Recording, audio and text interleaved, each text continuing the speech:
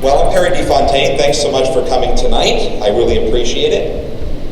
I usually do a couple jokes with the whole crowd, but there's no crowd to do the jokes with, so they'll sort of fall flat. I'll sort of do them anyway, because I am videoing this tonight, so I hope to put some of this out on the website and out for people to see that can't come to the presentations.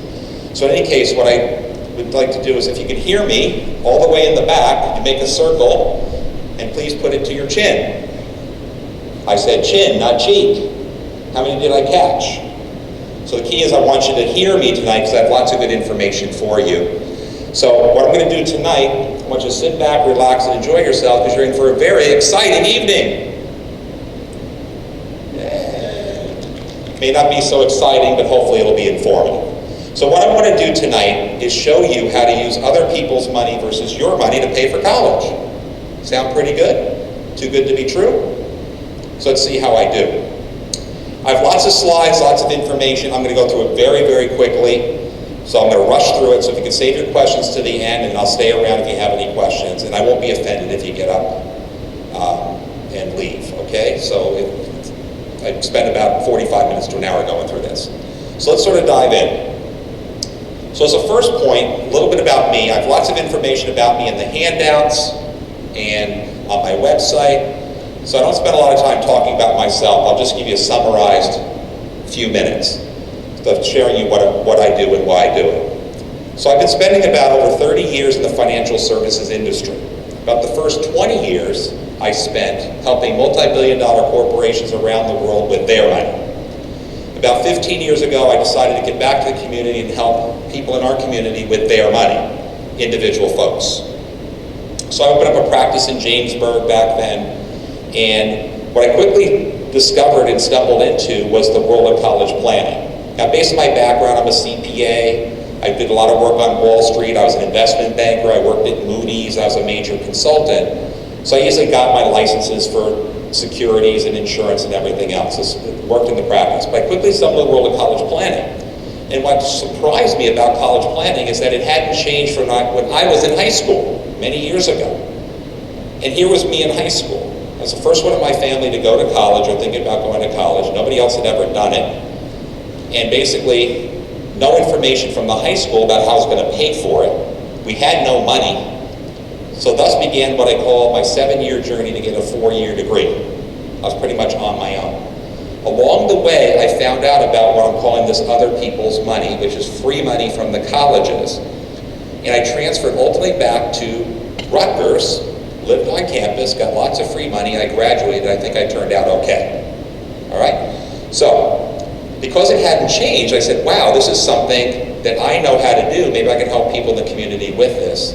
And so my passion is to help families learn about this other people's money. It's surprising, but people don't have this information even today. So I just want to suggest to you that because of my own experience, the opportunities still exist today and options for you to do the same thing. So hopefully this whole journey, and hopefully you're starting tonight, is getting educated and informed about how to do this. And that's, to me, it's all about education information. Because what's wrong, or the weakness is, the information's just not out there for the general public. So that's when you read about me in the national magazines, and I have some examples in your handouts. You'll see that why I have this platform, because it's just really not many people know about it. So my mission is to get the word out, by word of mouth through the communities and so on and so forth that I'm in. All right, so let me at least say this. No matter what your financial situation is, I am confident that I can show you how to save thousands, even tens of thousands of dollars per year in college costs. So please stay tuned. So first off, prepare for a shock. What's the shock? Well, college is expensive no matter where you go. So here's some national statistics, but locally, say in New Jersey, if you go to a public school, live on campus, and including what I call toothpaste, laundry detergent, occasional pizza, it's going to cost you about $30,000 per year. If you go out of state, like Penn State, Delaware, Maryland, it's going to be $45,000 plus. Private schools in our area run from $35,000 to, believe it or not, over $70,000 per year. Drexel, NYU, for example. So it's lots of money per year. Multiply it by the number of kids you have, and and it keeps going up and up and up with no end in sight. So, generally, how's a family supposed to pay for all that? Well, how many here have saved all that money? Okay, and typically in a room full of people, I speak at lots of events, I do lots of public speaking, corporations, high schools about this, people aren't raising their hand. And some of you may have saved the money, the vast majority have not. So what are you going to do? You're going to borrow the money, hope to get scholarships. More importantly to me, the two options on the screen, perhaps going what I call the hard way. What I mean by that is the way I started many years ago. Living at home and commuting somewhere was the only option I could think of that was the cheapest way to go. So was that a good way to pick the right school for me? Maybe not. And then maybe not going at all if I'd even try to start the journey. So what I'm here to tell you is, if that's what you're thinking, okay, that should not be an option for anyone in our community. So that's why my mission is to get the word out that you should be able to find a school for your college, live on campus, get lots of money, and make it affordable no matter what your situation is. It should not be one of these two last bullets in our community. So please get the word out, pass it along. So how do you do that? I call it an ideal approach. So just so you know, in your handout, you don't have to pull it out now, but when you go home and read about it, I have a thing called an ideal approach, and I drill down and I talk about all the little boxes in here and what they mean and what the importance is. And further drilling down, say 40,000 feet down to 1,000 feet, there's just a lot more information about each one of these boxes. So what I call the ideal approach is I say there's 5 success factors for fundamental. So what the point is, we want to find the right school for the student where they're going to be happy. If they're happy, then more than likely they're going to be successful and get their degree in 4 years. You want to find the right school, they got to get into the schools of their choice. That's an important step. So just walking through this thing, there's a line right down the middle. Here's the student side, here's the parent side.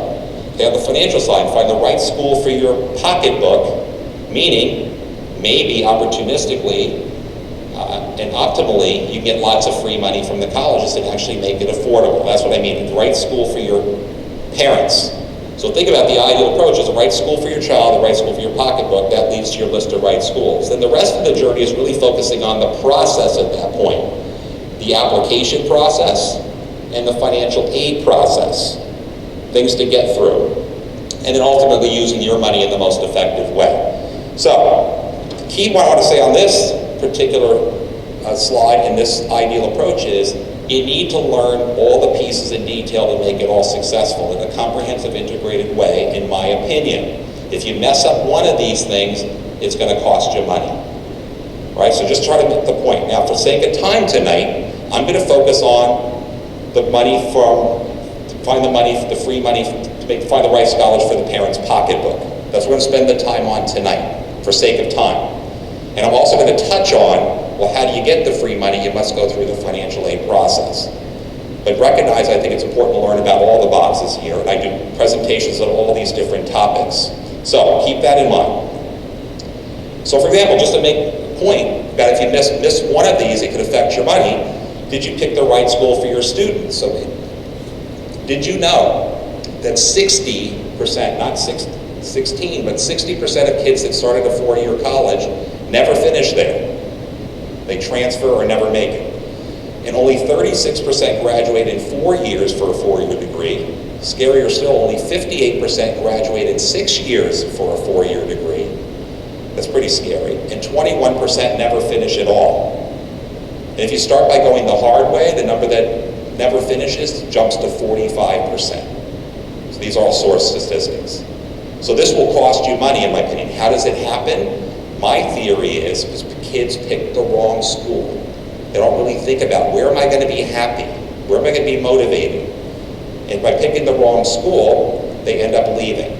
So many of you in the community have heard stories about, if you know some peers in the community that ran off to college, and within 2 to 3 weeks, they're back home. What happened? Well, they picked the wrong school. And the colleges know the kids picked the wrong schools. There's an attrition rate. They overbook the dorms. So many of you probably heard of kids that started at college. It's supposed to be a double. It started as a triple. Or they used the student lounge temporarily as a dorm room, which happened to my niece at a prestigious school here in the Northeast. So just think about the idea of this wrong school. So how do you pick the right school? Lots to learn about it. Lots of journeys to go through, but in simple terms, you want to find the best fit for your child, unique to them. Your student is unique. They need to find the right school that they're going to be happy. To show you how crazy this can be, I simply say like big, small, country, city. Think about that matrix. Would they be happy at a big city school or be miserable there? So oversimplified, that's part of the journey. To show you, we talk about 20 to 25 different attributes to consider, like the location of the school, is the diversity on campus, the teacher, the faculty-student ratio, all kinds of things that are important to check out. They have rah-rah football games on Saturday, I can care less, things like that. So I remember fondly one of my sons, my only child, one of his friends, when he was in high school looking at colleges, what he cared about most was the food. He says, I'm going to be stuck here on this campus for 4 years, I want to eat good. So he cared about the food. So actually there's magazines, well, books, college books, I even have them in my office, that rate the college campuses based on the quality of the food on campus.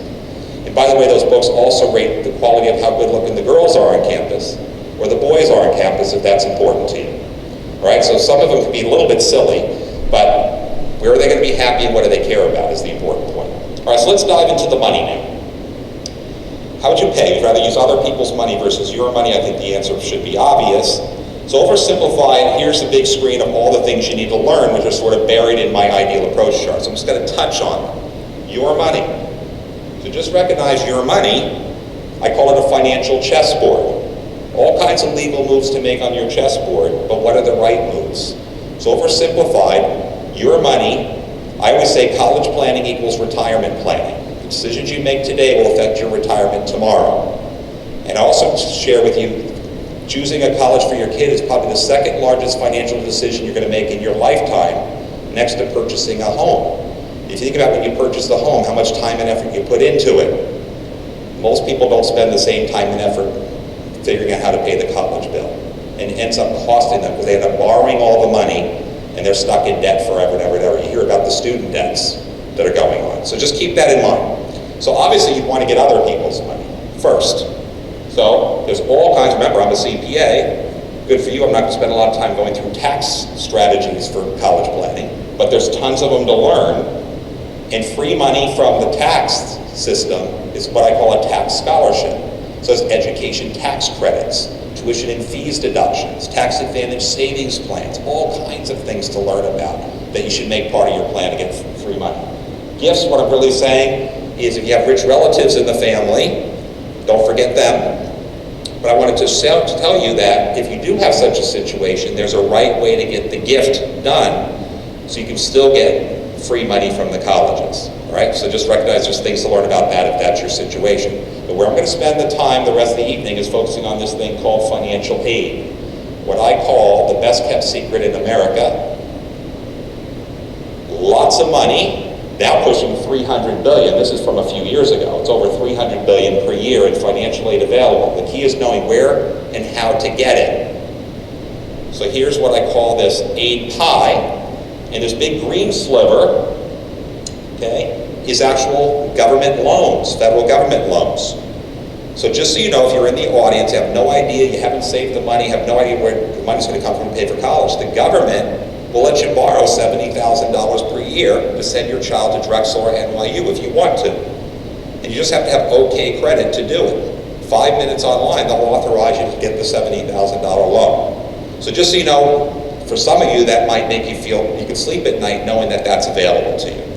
But what I spend the time talking about is free money, not loans.